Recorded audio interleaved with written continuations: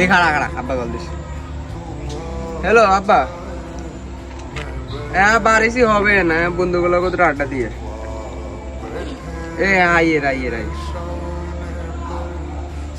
এ যাইয়ে রে আব্বা ফেরা যায় ওরে যাইতে পরে আর আব্বা ফেরা দিব আমি যাই রা চলে যাবি খাড়া খাড়া আবার কল দিস।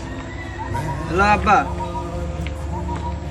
হ্যাঁ মনে আছে তো লই এনুম আনুম ঠিক আছে। বাপরা অনেক বিরক্ত করে, হ্যাঁ তাই না? আরে অনেক বিরক্ত করে, অনেক সময় তো মাথায় গরম হয়ে যায় বেড়া। আরে ভাই আমার তো বিরক্তি করার মতো একটা মানুষ না। মানে বুঝলাম না।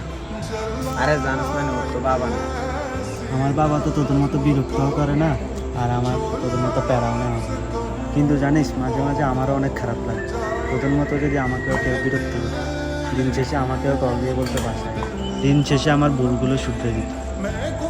আসলে জানিস সবাই তো সব কিছু পায় না, আর সবাই সব কিছু পাইলেও কদর করতে পারে না। মা বাবা হলো এমন একটি জিনিস যেটা সবার ভাগ্যে থাকে না, আর যাদের ভাগ্যে থাকে তারা মূল্য দিতে জানে না। আমরা সব সময় ওনাদের সাথে খারাপ ব্যবহার করে থাকি। সবচেয়ে বেশি কষ্ট কখন লাগে জানিস?